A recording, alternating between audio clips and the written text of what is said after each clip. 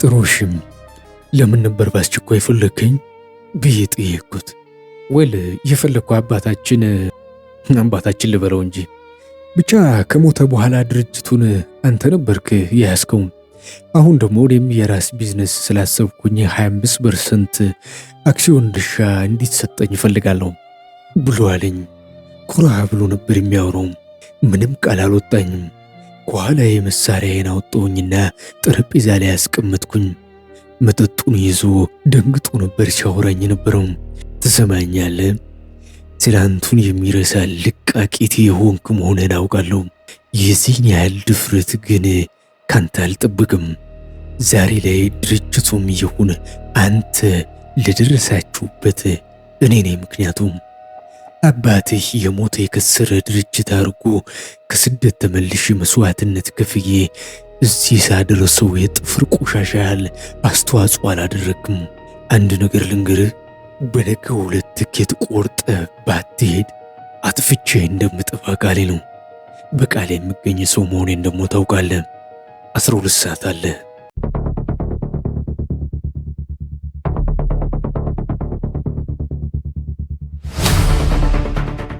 ስለኔ ላሳውቃትና ታሪክን ሁሉ ልነግራት ቃል በገባሁለት መሰረት ደብዳቤ የጻፍኩ ከመላክ ውጪ በተፈቀደልኝ ቀን እየሄድኩ በአካልም እየጠየቅኳትና ሳይካትሪስቷንም ሳውራት ነበርም። ካለችበት ዲስኦርደርም ምና እየዳነች መሆኗን ነግራኝ ነበርም። ከተወሰኑ ወራት በኋላ እንደምትወጣና ባይሆን ከኔ ጋር ማውራት መቻሏ ለነሱ ትልቅ እገዛ እንደሆነና በደብዳቤ ማውራቴንም ቢሆን እንደቀጥል ነግራኝ ነበርም። የቢንያምን ቀብር አልደረስኩም ነበርም። ለነገሩ ለማንስ ነው የሚለገሰው? ለሱ ነው ወይስ ለራሴ ወይስ ለምን ሲባል? የለቅሶ ጊዜ ካለፈ በኋላ ለብቻ መቃብሩ ድረስ ሄጄ አይኔ እምባቢ አቅርም ላለማልቀስ ለራሴ ቃል ስላለኝ ስሜቴን እንደምንም አመኩኝ። በውስጤ ቃል ላወጣ ብዙ ነገር አልኩኝ። ነገር ግን ማውጣት የቻልኩት ቃል የወጣኝም የተናገርኩትም አንድ ነገር ብቻ ነበርም፣ ይቅር በለኝ የሚል ብቻ ነበርም። ላገባው ስለሆነ ደስ አለኝ። ለቤተሰብ አሳውቄ ሽማግሌዎችን በጉጉት እየጠበቅኩ ነው። በሌላ በኩል ልክ ሁሉም ነገር እንዳበቃ ነገር ሁሉ የሆነኛው እኔ በድን ሆኗል። ውስጥ ያለው ፍራቻ እውነት እንዳይሆን የምን ጊዜም ጸሎት ነበርም። ሽማግሌዎቹ መጥተው አባትና እናቴን በክብር ጠይቀው እሽታውን አግኝተው ሲሄዱ የወላጆቼን ደስታ ቁጭ ብያየውኝ። በእነሱ መደሰት ውስጥ የኔን ደስታ ለካሁት። የሰርጋችን ቀን ተቆርጦ ለወዳጅ ዘመድ እንዲነገር ተደረገም። በእርግጥ ከሰርጋችን በፊት ስለሱ ሁሉንም ነገር እንደሚነግረኝ ቃል ገብቶልኝም ነበርም። የሰርጋችን ቀን ከ15 ቀን በኋላ እንዲሆን ስለተወሰነ ለየብቻችን ነበር የምናሳልፈው የነበረው። በስልክ ብቻ ነበረ በቀን አንዴ የምናወራው። ለሰርጋችን 5 ቀን ሲቀረው ለራት እንደምንገናኝና ማወቅ የምፈልገውን ሁሉ እንደሚነግረኝም ቃል ገባልኝ። ደመነፍሴን አምነዋለሁ። እርግጣና ላይ ባደረስኩት የስሜት ጉዳት ውስጧ ሌላ ማንነት እንደፈጠርኩኝ አውቀዋለሁ። የፈራሁት እንደሚሆንም ጭምር ውስጤ ይነግረኛል። ከሰማይ በታች ምንም አዲስ ነገር የለም። ምንም አዲስ ነገር እንደሌለው ግልጽ ነው። በየጊዜው በምናሳልፈው ነገር ውስጣችን የተለያየ ስሜት እንደሚያርግ በኖርኩበት ነው የማውቀዋለሁ። ቢሆንም አንዴ እንኳን ደስ ብሏት እንዳየት ምርጫ አይነበርም። ያዘነችበትን ያነባችበትን ጊዜ ሁሉ ባያስረሳትም እንኳን እንዲክሳት እኔን የማግባት ሕልሟን እንዲሆን መርጫለሁ። ስለ ሁሉም ነገር የማወቅ ፍላጎቷንም ለመመለስና መልስ ለመስጠት ስወስን እኔ በርግጥ ቀላል አልነበረም። ሁሉንም የማውራት ከሰርጋችን ከ5 ቀን በኋላ ስለሆነ ራሴን ለማረጋጋት ወደ ደብረ ዘይት ወጣ ብዬም ነበርም። አንድም ስሜቶችን ለመሰብሰብም ብቻዬን እንደሆንኩም ሁሌም አእምሮዬ እንዲያምንም ጭምር ነበርም። ብዙ ጊዜ ለብቻዬ የምሆነው ብቸኝነትን የሰው ልጅ መለማመድ መቻል አለበት እላለሁ። ብቻ መሆን ፍራቻን ብቻ ስንቶች ከማይወዱት እቅፍ ውስጥ እንዳሉ ማን ይቁጠረው? ስንቶችስ በብቸኝነት ስሜት ጉድለት እየተሰማቸው እንባቸውን ሲያፈስሱ ሌላ ማንነትን ወደዱ። ጊዜው ሲደርስ ወደ አዲስ አበባ መንገዴን ጀመርኩኝ። ዝግጁ ስለነበርኩኝ ስሜቴ ብዙም አልተረበሽም ነበርም። ራት ቤት ውስጥ አብረን እንድናሳልፍ ስለሆነ የወሰንኩት ቤቱ እንዲዘገጃጅ ቀድሜ ደውዬ ለሰራተኞቹ አሳውቄ ነበርም። አመሻሹን ባለቤቴን ሀናን ለመቀበል ወደ እናታቸውና ቤተሰቦቿ ቤት ሄድኩኝ። እንደ ወትሮ አምሮባት ነበር የጠበቀችኝ። አንዳንዴ በእንባ ብዛት አይኖቿ አብጠው ሳይና ደስ ብሏት ያልደፈረሱ የጠሩ አይኖቿን ስመለከት በሁለቱ ልዩነት ያለውን ሳስብ አዝናለሁ። ወደ ቤት እንደወሰድኳት ቤት እንደገባ ለተወሰኑ ጊዜ ተጋቀፍን። ልክ ተለያይቶ ረጅም ጊዜ እንደቆዩ ድንገት እንደተገናኘ ሰው ነበር የሆነው። ተሳስመንም ተተያየን። በኋላ ላይም ቁጭ እንዳለን ራት እንብላ አይደል ብዬ አልኳት። አዎ እሺ፣ የመብላት ብዙም ፍላጎት የለኝም ግን ከጎረስከኝ ብላለችኝ። እሺም ችግር የለውም እኔ አጎርስሻለሁ፣ አንቺ ለመብላት ያብቃሽ ብዬ መለስኩላት። ራት እየበላን ብዙ አወራችኝ። ልታገባኝ ስለሆነ ደስታዋን ስትገልጽ የምንወልዳቸውን ልጆች ብዛት ስታወራኝ፣ በመሃል ደግሞ ፊቷ ሲደበስስና እኔም ሳጎርሳት ቆየን። በልተን እንደጨረስን ወይን ይዘን ተቀመጥን። ተደግፋ ደረቴ ላይ ለአፍታ እንደቆየች ጥሩሽም ስለ እኔ አሁን ምን ማወቅ ትፈልጊያለሽ ብዬ ስል ጠየኳት። ከደረቴ ላይ ብድግ እንደማለት ብላ ሁሉንም ነገር ያለፈውንም አሁን የሚሰማህንም ብቻ ሁሉንም ብላለችኝ። ጥሩም ብዬ አልኩና ለአፍታ ከመጠጡ ላይ ተጎነጨው። ስምዖን በእርግጥ የደህና ቤተሰብ ልጅ ነበሩም። ማለት ቤተሰቡ ኢኮኖሚካሊ ጥሩ ደረጃ ላይ ያሉ ሰዎች ነበሩም። እስከ ወረኛው ዕድሜው ድረስ ደስተኛ ቤተሰብ ውስጥ ነበር ያደገው። በእርግጥ ብዙ ጊዜውን ዝምተኛና ብዙ የማይግባባ አስቸጋሪም ነበር ልጅ እያለም። ታዲያ በአንድ ወቅት ወደ ቤት ከወጣበት ሲመለስ ቤት ውስጥ ድምፅ ይሰማል። የሚጮህ ሰው ድምፅ ነበር። የሆነ የተፈጠረ ችግር ያለ መስሎት ወደ እናቱ ክፍል ሲገባ ከሹፌራቸው ጋር እናቱ ስትማግጥ ይመለከታታል።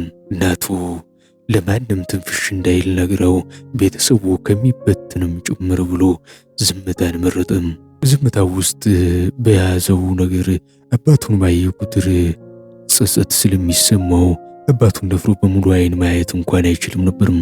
ቤት ውስጥ ስላልሆነላቸው እናትየውና ሹፌሩ በተደጋጋሚ አብረው ከቤት ሲወጡ ይመለከታቸውም ቀጥልም። በአንድ የተረገመ ቀን ግን አባቱ ስለ ባለቤቱ መማገጥ ሲደርስበት መጠጥ ሲጠጣ ቆይቶ ስክሮ ገባ። እናቱ ላይም ገብቶ እየጮኸ ሽጉጡን አውጥቶ ደቀነባት። በሰዓቱ ስምዖን ምናልባት 17 ወይ 18 ዓመት ቢሆኑ ነበር። ማድረግ ያለበትን ስላላወቀ ጥጉን ይዞ በፍርሃት ነበር የቆመው። በሰፊው ሳሎን ላይ የአባቱ መቀየርና መጮሁን አዳራሽ አስመስሎት ነበር። ከጥቂት ቆይታ በኋላ ወረቀት አወጣና እናትየው ፊት ላይ በተነው። ሶስቱም ልጆቼ ከኔ አለመሆኑን አረጋገጥኩ። እርጋሽነትሽ ብዛት ከገዛ ሹፌርሽ ጋር ተጋድመሽ አዋረድሽኝ። መውለድ አልችልም ይሆን ምናልባት ቢሆን ብዬ ከኔ ከሆነ ችግሩ ብዬም ስመረመር መውለድ እንደማልችል አረጋገጥኩ ያለ አባቱ መጮሁን ቀጠለ። በደቂቃዎች ልዩነት የሚያንባርቅ ድምፅ ተሰማ። ሳሎን ክፍል ላይ ታናናሽ እህትና ወንድሙ ከክፍላቸው ደንግጠው ሲወጡ ከክፍላቸው እንዳይወጡ ነግሮ ቆለፈባቸው። ወደ ሳሎንም ተመለሰ። ፈጥኖ ሲያይ የነበረውን ነገር ግን ማመን አቅቶት ነበርም። እናቱ መሬት ላይ ተዘርግታ ደም ለብሳ ተመለከታት። እያለቀሰ እናቱን ሲያቅፍና በደሟ እየራሰ ለማንሳት ታገልም። አባቱም ከድንጋጤ ስላልነቃ የሆነውን ፈዞ ይመለከት ጀመርም። ድንገት ግን ከኪሱ መሀረብ አወጣና በአልኮል መሳሪያውን ካጸዳ በኋላ ልጁን መሳሪያውን በእጁ እንዲይዝ ካደረገ በኋላ ለፖሊስ ስልኩን አውጥቶ ደወለም። ወንጀል መፈጠሩን አሳውቆም ስልኩን ዘግቶ ነበርም። ትሰማለህ? አሁን በደንብ አድምጠኝ። ፖሊሶች ይመጣሉ፣ እየመጡ ነው። አንተንም እህትና ወንድሞችንም ጭምር እንድገላችሁ ካልፈለግ ስትማገጥ አግኝታት በስሜት መሳሪያውን ከመሳቢያ ስር አውጥተህ ለሱ ስትተኩስ ባርቁ በእናትህ እንደመታት ታደርጋለህ። ተግባባን ብሎ አሉ አባቱም። ይህንን ብያት ለአፍታ ዝም ካልኩና ከወይኑ ከተጎነጨው በኋላ ስመለከታት በዓይኗ አቅርሮ ነበርም። ምነው አዘንሽልኝ እንዴ ብዬ ጠየኳት። ለምን አላዝንልህም? ምን አይነት ጭካኝ ቢሆን ነው በልጅነት ብላለችኝ። አይኖቿ እያቀረሩ ነበር።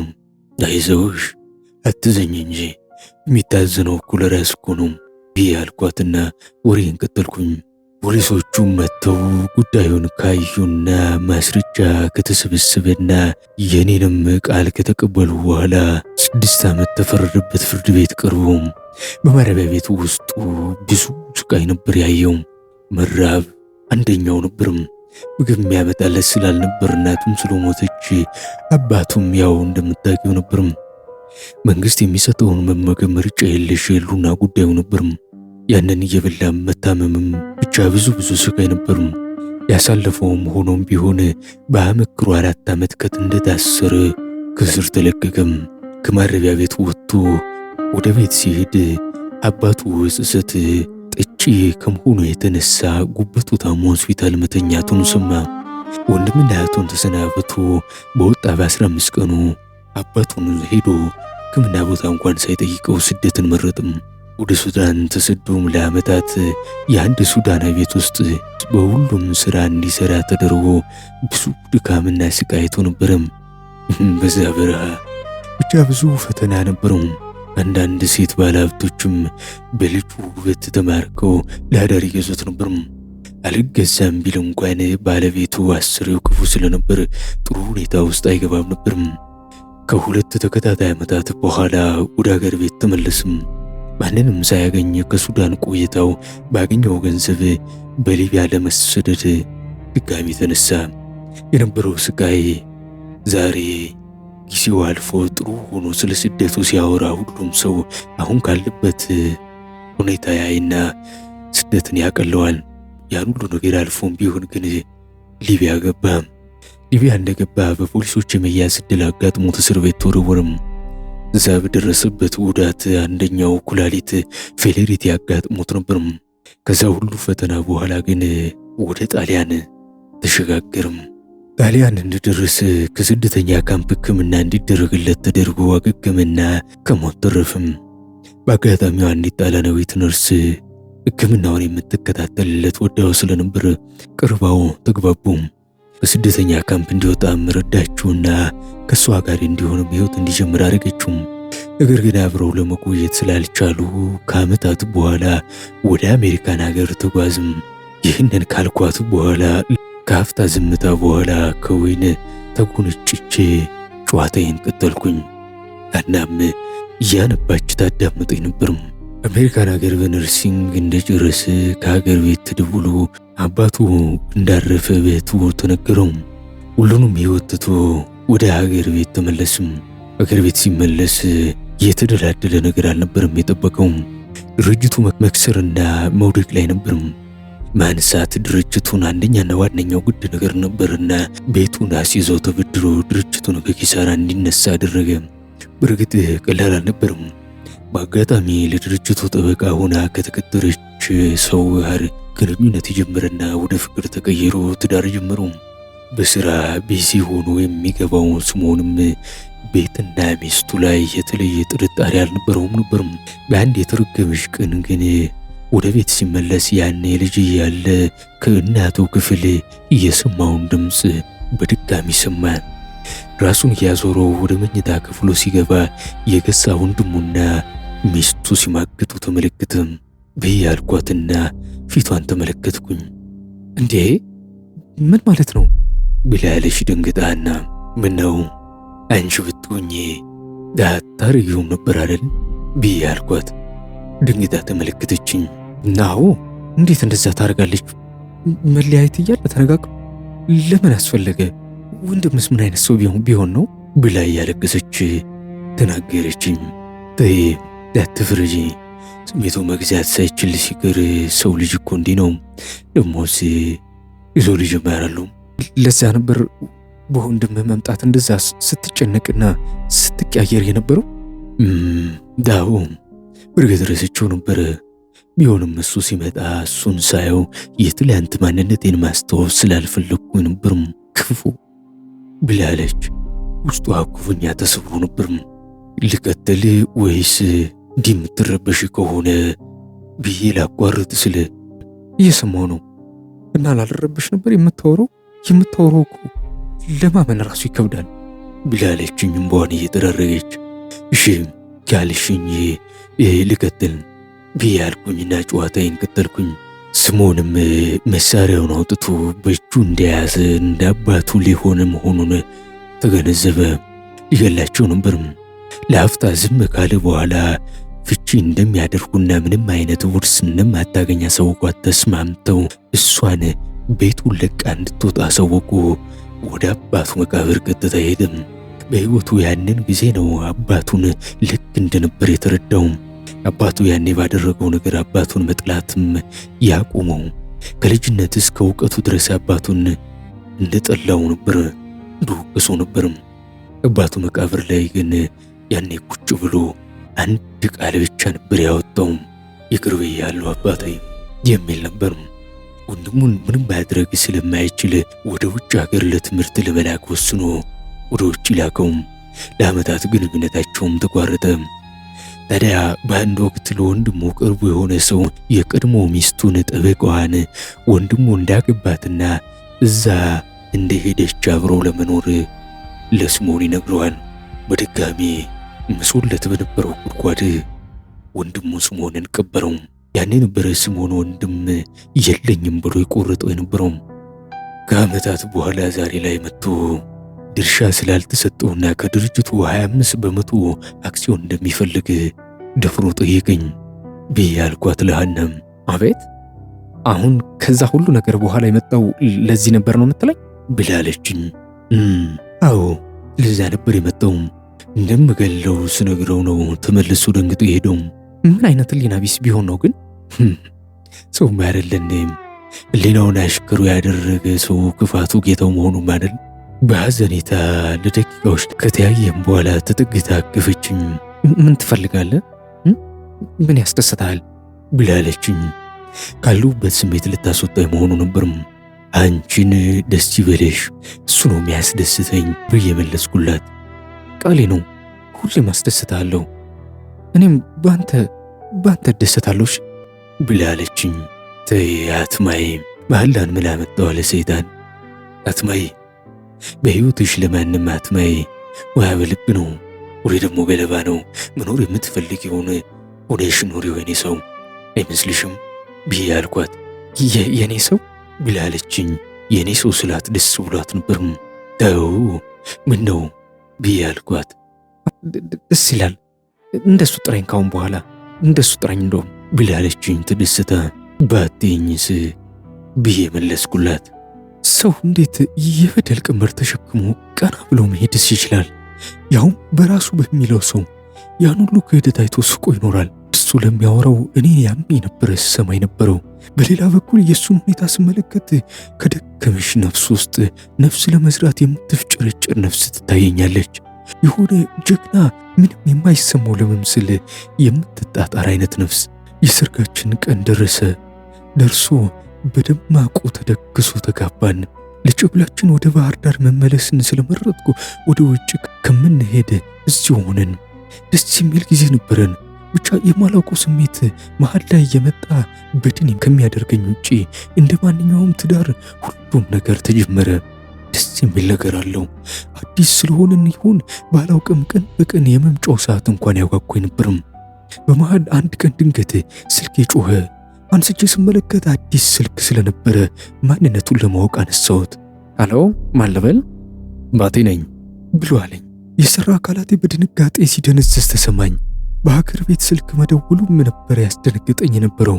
ከዚህ ሁሉ ነገር የገዛ ጓደኛዬን ማግባቱ አልበቃ ብሎት መደወሉ አናዶኝም ነበረ። ምን ፈለግ ብዬ አልኩት። ረጋ በይ እንጂ ማግባትሽን ሰማሁ። አገር ቤት ገብቼ ነበር በአጋጣሚው ብሎ አለኝ። አዎ ምን ነው የማላገባ ህይወት የተበላሽቶ የሚቀር መስሎ ነበር አይደል ብዬ መለስኩለት። ተይ እንጂ እንደዛ አትበይ። ባለማውቃት ፍቺ ይቅርታን ጠይቄሽ ለምኜሽም ነበር እኮ አይደል እንዴ? አንቺ ነሽ ከፍቅርሽ ይልቅ ራስሽን የመረጥሽው ብሎ አለኝ። እሺ አሁን ምን ፈለግ? ምን ፈልገን የደወልከው? አንተም የገዛ ጓደኛዬን እንዳገባ ሰምቼ ነበር እኮ አይደል እንዴ? በእርግጥ አዎ ወዳኝ እንዳልሆነና ወደ ውጭ ለመውጣት ወረቀት እንድታገኝ ነበረ። በኋላ ላይ ግን ተፋተናል ብሎ አለኝ። አልሰማሁም እኔ እሱን ግን ብዬ መለስኩኝ። ላወራሽ እኮ በተደጋጋሚ ስደውል ስልክሽ አልሰራለኝም ነበርም ብሎ መለሰልኝ። ጥሩ፣ ለማንኛውም አሁን ማውራት ስለማያስፈልገን የራሴ ህይወት ስላለኝ አትረብሽኝ ብዬ መለስኩለት። ልረብሽሽ እኮ አልመጣሁም ማና፣ ምንም ቢሆን ጥሩ ወዳጆች ነን። ያለፈ መጥፎ ታሪክ እንዳለን ሁሉ ጥሩ ትዝታም እኮ አለን አይደል እንዴ ብሎ አለኝ። አዎ በእርግጥ ግን በገዛ እጅህ ትዝታ ላይ ውሃ በርዘህበት ሄደሃል ብዬ መለስኩለት። እባክሽን እንዲያትሆኚ፣ ለማንኛውም ብንገናኝና ብናወራ ደስ ይለኛል ብሎ አለኝ። አያስፈልግም፣ የምናወራው ነገርም የለም ብዬ መለስኩለት። ለማንኛውም አስቢበትና ደውልልሻለሁ። ለአንድ 3 ቀን እኔም ቤተሰብ ጋር ስለምቆይ ከዛ በኋላ ደውላለሁ ብሎ አለኝ። ጥሩ እሺ፣ መልካም ጊዜ ይሆንልህ ብዬ ስልኩን ዘጋሁኝ። የሆነኛው ስሜቴ ፈርቷል፣ የሆነኛው ስሜቴ ደግሞ ማግኘትን ፈልጓል። ብቻ አላቅም ምን እንደማረግ። ግን በትዳሬ ሀናን በማግባቴ ብትደሰትም ዘወትር ወደ ቤት ስመለስ ከልጅነቴ ጀምሮ የተቀረጸው ድምፅ ክፉ ትውስታ ይረብሸኛል። ቤት ገብቼ አቅፌያት ሁሉም ነገር ሰላም መሆኑን እስከማረጋግጥ ቤት ስደርስ ጀምሮ ውስጥ የመረበሹ የዘወትር ስራው ነበር። በዛ ላይ ከአንዳንድ ሰዎች ከተጋባን ከወራቶች በኋላ ማቴ ማለት የቅድሞ ፍቅረኛዋ አገር ቤት መግባቱን መስማቷንም ነገር አይነበርም። ፍርሃትም የጨመረውም አንድም በሱ ነበርም። በተደጋጋሚ ማቲ ጋር መገናኘታቸው ደስ ስላላለኝም እንድታቆም ማሳወቂያትም ነበርም። ያለፈ ታሪኳ እንደሆነና ምንም እንደሌለ ብትነግረኝም ከእውነታው ሽሽት ይሁን ከፍርሃቴ መጠርጠርም ሆነ ምንም ማሰብ እርግጥ አልፈለኩም ነበርም። በሆነኛው ግን የክብር መዝጊያ ጊዜ ነበርም። መስሪያ ቤት እንዳለው ዕቃ በፖስታ የተላከ ወደ ቢሮዬ ድረስ መጣ። ፖስታውን ስከፍት ማመን አልቻልኩም ነበርም። የሚዘምጭብጠውን አጣሁኝ። እውነት መሆኑ ደግሞ ይባስም አመመኝ። ለሃና ምንም ሳልናገር እንደለመደብኝ ጠፋሁኝ። ምናልባት በድጋሚ ድርጅቱ ተጭበርብሮ ኪሳራ ላይ ወድቆ ሲሆን